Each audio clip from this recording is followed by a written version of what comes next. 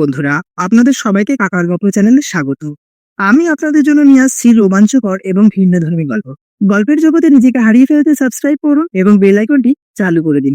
চলুন শুরু করা যাক আজকের নতুন একটি গল্প। আজকের গল্প বিভূতিভূষণ বন্দ্যোপাধ্যায়ের লেখা অভিশাপ। সেই প্রতাপ নারায়ণ চৌধুরীর বাড়ি। আমি সবিস্ময়ে সেই ভগ্নস্তূপের পানে চাহিয়া দেখিলাম, এই সেই প্রতাপ নারায়ণ চৌধুরীর বাড়ি। সহজে বিশ্বাস করিয়া উঠিতে পারিলাম না। দিনান্তের অস্পষ্ট আলো যাই যাই করিয়াও আকাশের পশ্চিম প্রান্তে তখনও অপেক্ষা করিতেছিল। পরিশ্রান্ত বিহাগকুলের অবিশ্রাম কুজনধ্বনি রহিয়া রহিয়া তখনও আকাশ বাতাস মথিত করিয়া দিতেছিল। গঙ্গার অপূর্ব তরঙ্গভঙ্গ চিত্তলোক এক অজ্ঞান চেতনার সঞ্চার করিতেছিল। সেই প্রদোষের ম্লান দ্যুতি বিকাশে অন্তরালে আমি প্রাতঃস্মরণীয় সুবিখ্যাত প্রতাপ নারায়ণ চৌধুরীর প্রাসাদের পানে চাহিয়া দেখিলাম। গঙ্গার ঠিক তীরভূমিতে অগণিত লতাপল্লবে মণ্ডিত হতশ্রী প্রতাপ নারায়ণ চৌধুরী প্রাসাদ নিঃশব্দে দাঁড়াইয়া আছে। নদীস্রোতের অবিরাম আঘাতে সে প্রাসাদের অনেকখানি ভাঙিয়া চুরিয়া কোনো অনির্দেশের পথে বহিয়া গিয়াছে। অতীতের সাক্ষ্যস্বরূপ যাহা এখনো বর্তমান আছে, তাহা সেই হতগৌরব কঙ্কাল বিশেষ। এখন যেন সেখানে সেই দুর্দান্ত প্রতাপ নারায়ণ চৌধুরীর প্রেতাত্মা বিরাজ করিতেছে। প্রকৃতি তাহাকে আজ নিজের হাতে সাজাইয়া দিয়াছে। অনাড়ম্বর সৌন্দর্য তাহাকে শ্যামল করিয়া রাখিয়াছে। গঙ্গার বক্ষে একটি নৌকা পাল তুলিয়া পাশ দিয়া বহিয়া চলিয়াছিল। একটি মাঝি গান গাহিতেছিল। তাহার সেই ক্লান্ত কণ্ঠস্বর সন্ধ্যা প্রকৃতির নিঃশব্দতার বক্ষ চিরিয়া কোনো দূরান্তের এক অপূর্ব সাড়া বহিয়া আনিতেছিল। পলাশপুরের প্রতাপ নারায়ণ চৌধুরীর নাম শুনে নাই এমন লোক খুব কমই আছে। একদা তাহার প্রতাপে সারা পলাশপুর তটস্থ হইয়া থাকিত। কিংবদন্তি আছে যে সেকালে নাকি বাঘী গরুতে নির্বিবাদে একই ঘাটে জলপান করিত। অত বড় ক্ষমতাশালী বর্ধিষ্ণু প্রতিপত্তিশালী জমিদার সেকালে খুব কমই ছিলেন। ইংরেজ রাজত্বের সূচনার দিন হইতে পলাশপুরের চৌধুরী বংশের উদ্ভব। ইংরেজ বাহাদুরকে সর্বপ্রকার সাহায্য করবার পুরস্কার স্বরূপ দুর্জটি নারায়ণ চৌধুরী এই পলাশপুরের জমিদারি লাভ করেন।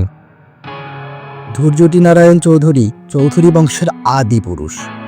তারই পৌত্র বিজয় নারায়ণ চৌধুরী সিপাহী বিদ্রোহের সময়ে ব্যারাকপুরের বিদ্রোহ দমনে ইংরেজদের যথেষ্ট সহায়তা করে। তাহারই প্রচেষ্টায় ব্যারাকপুরের ক্যাপ্টেন লরেন্স সপরিবারে আত্মরক্ষা করিতে সমর্থন হন। ইতিহাসে সেসব কথা নাই বটে, তবে সকলেই সেই কথা জানিত। 1857 সালের মার্চ মাসের শেষ দিকে যখন দুর্যোগের ঘনঘটা ভারতবর্ষের রাজনৈতিক আকাশ কালো করিয়া দিয়াছিল, বিজয়নারায়ণ সেই সময়ে ব্যারাকপুরে। সেদিনও এমন ছিল। ক্যাপ্টেন লরেন্স বিজয়নারায়ণ চৌধুরীর কর্মকুশলতায় তাহাকে স্বীয় তরবারি উপহার দিয়েছিলেন। বহুকাল সেই তরবারি চৌধুরী বংশের প্রাচীরে অতি সন্তর্পণে অতি গৌরবের চিহ্নস্বরূপ টাঙানো ছিল। বেলেডাঙ্গার কমল হালদারের সঙ্গে গ্রীষ্মের ছুটিতে তার দেশে গিয়াছিলাম বেড়াইতে। সন্ধ্যাকালে গঙ্গার তীরে ভ্রমণ করিতে করিতে পলাশপুরের চৌধুরী বাড়ির নিকট আসিয়া পড়িলাম। কমল বলিল, এই সে প্রতাপ নারায়ণ চৌধুরীর বাড়ি। ইতিপূর্বে চৌধুরী বংশের অতীত কাহিনীর আমি অনেক কিছু শুনিয়াছি। তাহাদের সেই বিরাট প্রাসাদের এই দুর্দশা দেখিয়া বাকশূন্য হইয়া গেলাম। এখন মানুষ সেখানে বাস করে না। সেটি এখন হিংস্র পশুর লীলাভূমি হইয়া দাঁড়াইয়াছে। বিজয়নারায়ণ চৌধুরীর পুত্র প্রতাপ নারায়ণ চৌধুরীর সময় চৌধুরী বংশের গৌরব চরমে উঠিয়াছিল। চতুর্দিকে চৌধুরী বংশের প্রতিপত্তি ছড়াইয়া পড়িয়াছিল। প্রতাপ নারায়ণের সময় যেমন চৌধুরী বংশের গৌরব চরমে উঠিয়াছিল, সেই প্রতাপ নারায়ণের সময়ই তাহার আবার ভাঙন শুরু হইল। অমানসিক দুশ্চরিত্রা ও প্রচুর মোকদ্দমার ফলে তাহার পতন শুরু হয়। মৃত্যুর কয়েক বৎসর পূর্বেই ঔরঙ্গজেবের রাজত্বকালে মোগল সাম্রাজ্য যেমন চরম সীমায় উঠিয়াছিল, সেই ঔরঙ্গজেবের রাজত্বকালেই আবার তাহার পতন শুরু হয়। বৃদ্ধ সম্রাট বহু দুঃখেই দূর দক্ষিণা পথে প্রাণত্যাগ করে। ঔরঙ্গজেব ছিলেন চরিত্রবান ও ধার্মিক, আর প্রতাপ নারায়ণ ছিলেন ঠিক তার বিপরীত। তাহার অভিধানে চরিত্র বলিয়া কোনো শব্দই ছিল না। মদ ও মেয়ে মানুষ তাহার জীবনের একমাত্র উপাস্য, আর এছাড়া যেটুকু সময় পাইতেন তাহাতে মামলা মোকদ্দমার তদবির করিতেন। তাহার ন্যায় নিখুঁতভাবে মোকদ্দমা তদবিরে করিতে সেকালে খুব কম লোকই পারিত। অথচ লেখাপড়ার তিনি ধার ধারিতেন না, আইন তো দূরের কথা। কত সতীরমণির আর্তক্রন্দনে নিঃশব্দ রাত্রি চৌধুরী বংশের সুদীর্ঘ রংমহল যে ধ্বনিত হইয়া উঠিয়াছিল, তাহার ইয়ত্তা নাই। তাহাদের সেই ব্যাকুল কণ্ঠধ্বনি ঝিল্লিরবের সহিত তালে তালে শব্দিত হইয়া মরিতেছে। তাহাদের বিকট অট্টহাসি হয়তো এখনো ভগ্নপ্রাসাদের প্রাচীরে আঘাত খাইয়া খাইয়া ফিরিতেছে। তিনি বিবাহ করিয়াছিলেন ক্ষীরোদা সুন্দরীকে, আর ভালোবাসিয়াছিলেন পত্নীর বিধবা ভগিনী আভাময়ীকে। ক্ষীরোদা সুন্দরীর প্রতিবাদ করিবার সাহস হয় নাই, আর বালবিধবা আভাময়ী প্রতাপ নারায়ণের প্রেমের তরঙ্গে সংক্ষুব্ধ হইয়া আত্মীয় স্বজনের বিষদৃষ্টি হইতে আত্মগোপন করিবার জন্য উদ্বোধনে প্রাণত্যাগ করেন। এই ঘটনার পর প্রতাপ নারায়ণ আর ক্ষীরোদা সুন্দরীর মুখদর্শন করেন নাই। সেই অভাগী রমণীর 4 মাসের শিশুপুত্র সূর্যনারায়ণ চৌধুরীকে বুকে লইয়া স্বামীর দৃষ্টিপথের অন্তরালে জীবন কাটাইয়া দিতে লাগিলেন। আর প্রতাপ নারায়ণের উচ্ছৃঙ্খলতার মাত্রা গেল আরও বাড়িয়া। তিনি বাহির বাড়িতেই দিন কাটাইতে লাগিলেন। আভাময়ীর প্রতি সমাজের এই অসহনীয় অত্যাচারের প্রতিকার স্বরূপ তিনি তাহার প্রজাদের শান্তির সংসারে দিতে লাগিলেন আগুন জ্বালাইয়া। গৃহস্থ বধূ বা গৃহস্থ কন্যা তাহার ক্ষুধিত দৃষ্টি হইতে অতি কষ্টে আত্মরক্ষা করিতেন। সারাদিন পথে পথে পাখি মারা বন্দুক কাঁধে লইয়া পাখি মারিয়া ফিরিতেন। সে পথে কোনো স্ত্রীলোকের বাহির হইবার সাহস ছিল না। আর তাহার সঙ্গে থাকিত কানা কালু সর্দার। কানা হইলে কি হয়, চক্ষুষ্মানকেও সে হার মানাইতে পারিত। তাহার তীক্ষ্ণ বুদ্ধির বলে প্রতাপ নারায়ণের ক্ষুধা নিবৃত্ত হইত খুব সহজেই। ইংরেজ রাজত্বের এমন ধারাবাধা আইন তখন ছিল না। প্রতাপ নারায়ণের মহল্লায় তাহার বিখ্যাত লাঠিয়ালদের দৌলতে কাহারও টু শব্দটি করিবার সামর্থ্য ছিল না। লাঠির জোরেই রাজ্য জয় হইত, আর লাঠির জোরেই রমণীর সতীত্ব লুণ্ঠন হইত। কিন্তু প্রতাপ নারায়ণ স্ত্রীলোকেদের ঘৃণা করিতেন সর্বান্তকরণে। নারী নরকের দ্বার, এই নারী তাহার জীবন দিয়াছিল দাবানল জ্বালাইয়া। সেবার দুরন্ত বর্ষার এক অবিশ্রান্ত ধারাপতনের দিনে কালু কোথা হইতে এক অজ্ঞাতনামা রমণীকে বহিয়া আনিল। রাত্রি তখন 10টা। চারিদিকে সেই বর্ষা প্রকৃতির গুঞ্জন কোনো এক বিরোহিণীর আর্তক্রন্দনের ন্যায় ধ্বনিত হইতেছিল। কাহাকে হারানোর বেদনা যেন সারা বিশ্ব মথিত করিয়া রাখিয়াছিল। প্রতাপ নারায়ণ তখন সুরমা দিয়া তাহার নয়ন প্রান্তে রেখাপাত করিতেছিলেন। কালু আসিয়া ডাকিল, মহারাজ। প্রতাপ নারায়ণ হাঁটিলেন। কে? ও এসেছে, বিশ্রাম করতে বলো। কত দূর থেকে আসছে? 7 ক্রোশ। কেমন? আপনার প্রসাদ পাওয়ার উপযুক্ত। উত্তম। মহারাজ প্রতাপনারায়ণ দ্রুত সাজ সমাধা করিয়া প্রমোদ গৃহে উপস্থিত হইলেন।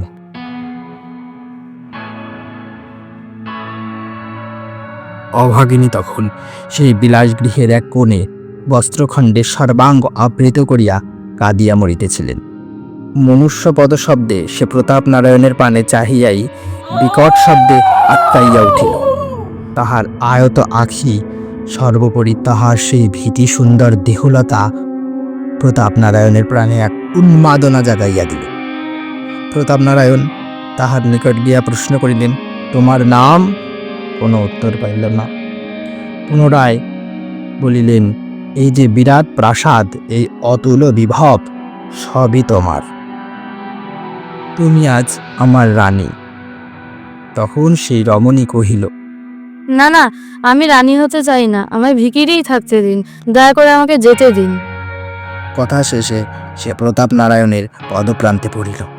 প্রতাপনারায়ণ উৎকট হাসি হাসিয়া উঠিলেন, বলিলেন, অসম্ভব। জীবনে এমন নিখুঁত রূপ প্রতাপনারায়ণ আর দ্বিতীয়টি দেখেন নাই। তাহার সে বিনাইয়া বিনাইয়া কান্না প্রতাপনারায়ণের নিকট বড় মধুর বলিয়া বোধ হইল। সেই রমণী কহিল, আমায় ছেড়ে দিন, আপনার ভালো হবে।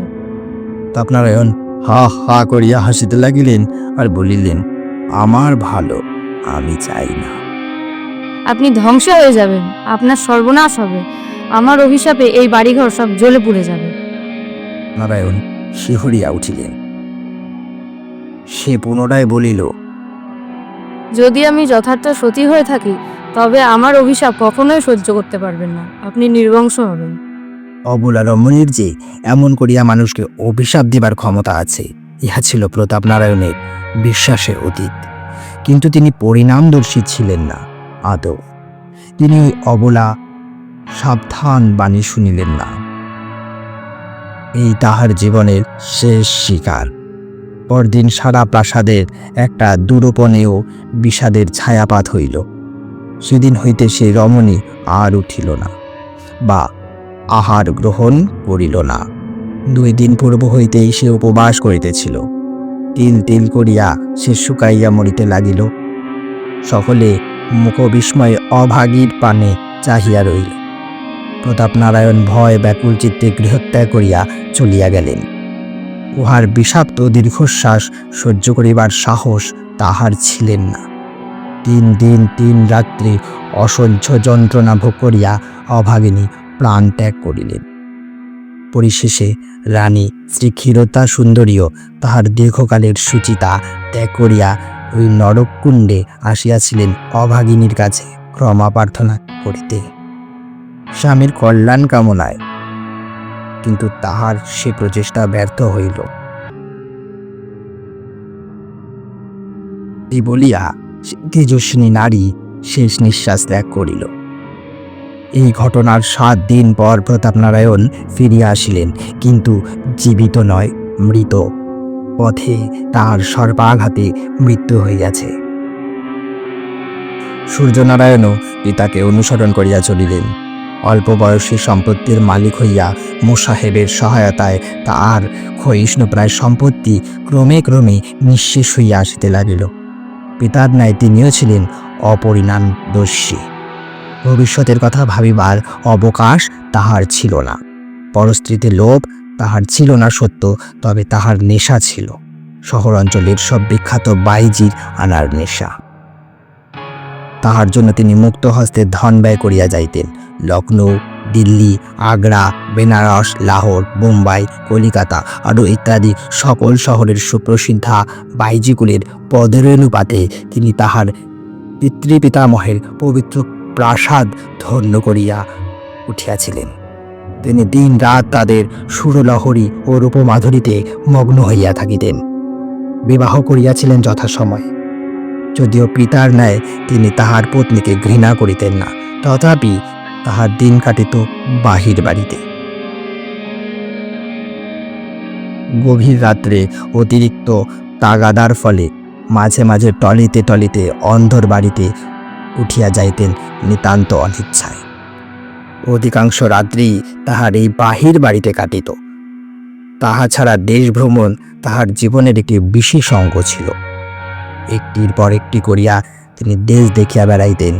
কত তীর্থক্ষেত্রে গিয়াছেন, অথচ দেবতা দর্শন করেন নাই। দেবমন্দিরের নিকট হইতে ফিরিয়া আসিয়াছিলেন। বলিতেন, জীবনে তো অনেক পাপ করেছি, মিথ্যে পবিত্র মন্দির আর কলুষিত করি কেন? অকস্মাৎ একদিন সূর্যনারায়ণ কাহাকেও কিছু না বলিয়া না কহিয়া অতি অসময়ে বিষুচিকা রোগে দেহত্যাগ করিলেন। মৃত্যুকালে তিনি তাহার নাবালক পুত্র শঙ্কর নারায়ণ চৌধুরীকে দেনার দায়ে আকণ্ঠ ডুবাইয়া যাইতে কুণ্ঠিত হন নাই।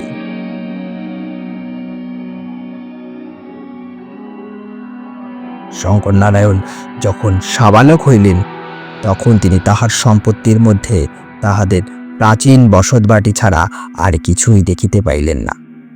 চারিদিকে আয়ের পথ রুদ্ধ হইয়াছিল। বনেদি বংশের ধ্বংসাবশেষ লইয়া চৌধুরী পরিবার বিভীষিকার ন্যায় দাঁড়াইয়া রহিল। গহনা বিক্রি করিয়া শঙ্কর নারায়ণ মানুষ হইয়া উঠিলেন, কিন্তু মানুষ হইলেন তাহার পিতা বা পিতামহের বিপরীত প্রকৃতি লইয়া। ইংরেজি শিক্ষার তিনি ধার ধারিলেন না, তবে অবিচলিত চিত্তে সংস্কৃত অধ্যয়ন করিয়া যাইতে লাগিলেন। তাহার মধ্যে কেমন করে ধর্মভাব জাগিয়া উঠিল। তিনি অল্প বয়স হইতেই ধার্মিক হইয়া পড়িলেন। সামাজিক আচার অনুষ্ঠানে তাহার প্রগাঢ় শ্রদ্ধা। গৃহদেবতা লক্ষ্মী জনার্দনের পূজায় ক্রমে ক্রমে তিনি আত্মনিয়োগ করিলেন। তিনি ছিলেন অত্যন্ত গম্ভীর প্রকৃতির মানুষ। কাহারোর সঙ্গে বড় একটা কথা কহিতেন না। বাড়িতে খাইতেন আর ত্রিতলের ঘরে বসিয়া থাকিতেন, কোথাও বাহির হইতেন না। রুদ্রাক্ষের মালা গলায় পড়িয়া গিরুয়াবসানে সর্বাঙ্গ মণ্ডিত করিয়া তিনি সন্ন্যাস জীবনযাপন করিতেন। অবসর সময়ে তিনি তাহার প্রিয় বেহালাখানায় বসিয়া ছড়ি ঘষিতেন। রাত্রির নিঃশব্দতায় বক্ষ চিরিয়া সেই রাগিনী কোন বন্দিনী বিরোহিনীর আত্মক্রন্দনের ন্যায় শুনাইত। চৌধুরী বাড়ির গৃহলক্ষ্মী যেন ওই ভাষায় গুমরাইয়া গুমরাইয়া কাঁদিয়া মরিত। শঙ্কর নারায়ণও তাহাদের বংশের ধারা বজায় রাখিয়া অল্প বয়সে বিবাহ করিয়াছিলেন এবং খুব অল্প বয়সেই তাহার পুত্র হইয়াছিল। তাহার পিতৃপুরুষদিগের ন্যায় তিনি তাহার পত্নী কল্যাণীকে ঘৃণা করেন নাই সত্য, তবে তাহাকে যে ভালোবাসিতেন একথা হলফ করিয়া বলা যায় না। তিনি পত্নীর প্রতি তাহার কর্তব্য সম্পাদন করিতেন মাত্র। সারাদিন প্রায় তাহার গৃহদেবতার ধ্যান ধারণায় কাটিয়া যাইত। তিনি নিত্য অত্যন্ত সুচিতা সহকারে দেবতার আরাধনা করিতেন। গভীর রাত্রে পূজায় বসিতেন। যাহা জুটিত সেই সামান্য দুটি সাকান্ন মুখে দিয়া তিনি আবার তাহার সেই ত্রিতলের গৃহে যাইতেন। বাড়ি হইতে বাহির হইতেন না আদৌ। দিন দিন চৌধুরী বংশ যে নিশ্চিহ্ন হইবার পথে আগাইয়া যাইতেছে, তাহা দেখিয়া তিনিও ধীরে ধীরে শুকাইতে লাগিলেন। আর ততই তাহার গৃহদেবতার পূজার মাত্রা বাড়িয়া যাইতে লাগিল। তিনি পাগলির মতো হইয়া গেলেন। তাহার জীবনের একমাত্র কামনা হইল বিত্ত চাই, অর্থ চাই, ঐশ্বর্য চাই। তিনি কেবল প্রার্থনা করিতেন দেবতা আবার যেন চৌধুরী বংশের নষ্ট সম্পদ ফিরাইয়া দেন। এহেনকালে একদা চৈত্রের এক আমাবস্যা রজনীতে শঙ্কর নারায়ণ স্বপ্ন দেখিলেন যেন তাহাদের গৃহলক্ষ্মী চৌধুরী বংশ ত্যাগ করিয়া যাইতেছেন। তাহার অপূর্ব জ্যোতিতে বিশ্বভুবন আলোকিত, তা সুস্নিগ্ধ সুবাসে দিগন্ত ভরিয়া গিয়াছে। শঙ্কর নারায়ণ ত্বরিতপদে উঠিয়া গিয়া দেবীর পথরোধ করিয়া দাঁড়াইলেন। দেবী তাহার বিষণ্ণ মুখে যেন বলিলেন, বাছা, পথ ছাড়, আমায় যেতে দে। শঙ্কর নারায়ণ কাঁদিতে লাগিলেন আর বলিলেন, মা, আমাদের এমনি করে ছেড়ে চলে যাচ্ছ মা? দেবী নিষ্ঠুর হাসিলেন। নিত্য না খেয়ে তোমার পুজোর আয়োজন করেছি মা, তবু তোমার ক্ষুধা দূর হয়নি। না, আমি রক্ত চাই। কার রক্ত মা? তোর ছেলে। দেবী অন্তর্হিতা হইলেন। অমনি শঙ্কর নারায়ণের ঘুম ভাঙিয়া গেল। ঘামে তাহার সর্বাঙ্গ ভিজিয়া গিয়াছিল। তিনি উঠিয়া রোদন করিতে লাগিলেন, রাক্ষসী, এ কি পরীক্ষা তোর? তখনও তাহার সেই গৃহে দেবীর পদ্মগন্ধ বিচ্ছুরিত হইতেছিল। শঙ্কর নারায়ণ বিচলিত হইলেন না। চৌধুরী বংশ তাহার পুত্রের চেয়েও অধিক মূল্যবান। তিনি বলিলেন, ঠিক আছে, তাই হবে মা, তাই হবে, তুমি অভাগাকে ত্যাগ করো না। তারপর তিনি ধীর পদক্ষেপে তাহার শয়নগৃহে আসিয়া উপস্থিত হইলেন অতি সন্তর্পণে। কল্যাণী তখন ঘুমাইতেছিলেন, আর তাহার পুত্র মাতার স্তন্যপান করিতেছিল ঘুমন্ত অবস্থায়।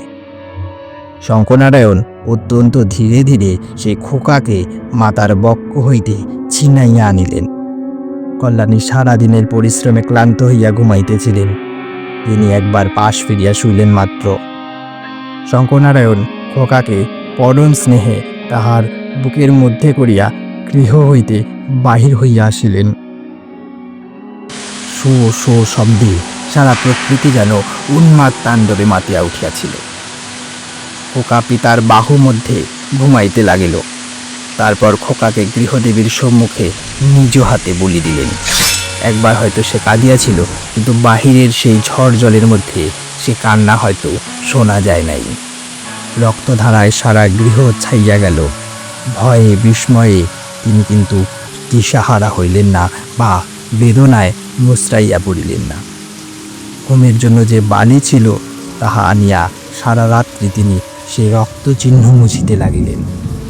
চৌধুরী বংশ বড় হইবে, জীবনের এই একমাত্র আকাঙ্ক্ষা আজ তাহার পূরণ হইয়াছিল। এই সান্ত্বনায় পরম তৃপ্তিতে সেই বালির উপরই রাত্রি শেষের দিকে তিনি ঘুমাইয়া পড়িয়াছিলেন। দিনের আলো ফুটিতে না ফুটিতে কল্যাণী উন্মাদিনীর ন্যায় ছুটিয়া আসিয়া স্বামীকে জাগাইলেন। ওগো, খোকা কোথায় গেল? শঙ্করনারায়ণ স্ত্রীর পানে চাহিতে পারিলেন না। খোকার মৃতদেহ তখন ভাগীরথীর খরস্রোতে কোনো দূরান্তরে ভাসিয়ে গিয়াছে। সেই রক্তমাখা বালুকারাশি তাহার শেষ চিহ্ন। কল্যাণী আবার ডাকিলেন, ওগো, ওগো, কথা বলো, আমার খোকাকে এনে দাও। আর কোনো কথা বলিতে পারিলেন না। জীবনে আর তিনি খুব কমই কথা বললেন। যাহাও, ব্যাপারটা আর চাপা রহিল না। বুদ্ধিমতী কল্যাণী ক্রমে ক্রমে সমস্ত ব্যাপারই অবগত হইলেন। সারাদিন তিনি আর উঠিলেন না, খাইলেন না। সেই দিন রাত্রে তিনি কুলপ্লাবিনী জাহ্নবীর পুণ্যস্রোতে আত্মবিসর্জন দিয়া তাহার বড় আদরের খোকার সহিত মিলিত হইলেন। ব্যাপারটা ক্রমে ক্রমে রাষ্ট্র হইয়া পড়িল। এ ঘটনার কিছুদিন পর শঙ্করনারায়ণ চৌধুরীকেও আর পাওয়া গেল না। আজ পর্যন্ত তাহাকে আর পাওয়া যায় নাই। সে আজ 50 বছরের কথা।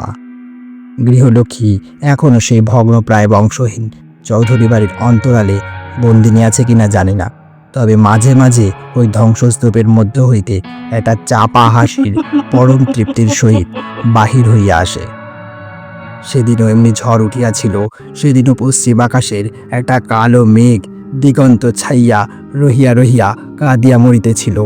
সেদিনও হয়তো ওই শ্মশান ঘাটের নিষ্পত্র ঝাউ গাছটার মাথায় বসিয়া একটা শকুন আর্তকণ্ঠে চিৎকার করিয়া মরিতেছিল। তো বন্ধুরা, গল্পটি শোনার জন্য আপনাকে অনেক ধন্যবাদ।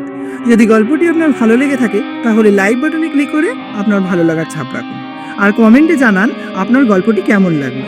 আর এখনো যদি সাবস্ক্রাইব না করে থাকেন তাহলে সাবস্ক্রাইব বাটনে ক্লিক করুন, আর গল্পটি বন্ধুদের কাছে শেয়ার করতে ভুলবেন না। ধন্যবাদ। তো বন্ধুরা, গল্পটি শোনার জন্য আপনাকে অনেক ধন্যবাদ। যদি গল্পটি আপনার ভালো লেগে থাকে তাহলে লাইক বাটনে ক্লিক করে আপনার ভালো লাগার ছাপ রাখুন, আর কমেন্টে জানান আপনার গল্পটি কেমন লাগলো। আর এখনো যদি সাবস্ক্রাইব না করে থাকেন তাহলে সাবস্ক্রাইব বাটনে ক্লিক করুন, আর গল্পটি বন্ধুদের কাছে শেয়ার করতে ভুলবেন না। ধন্যবাদ।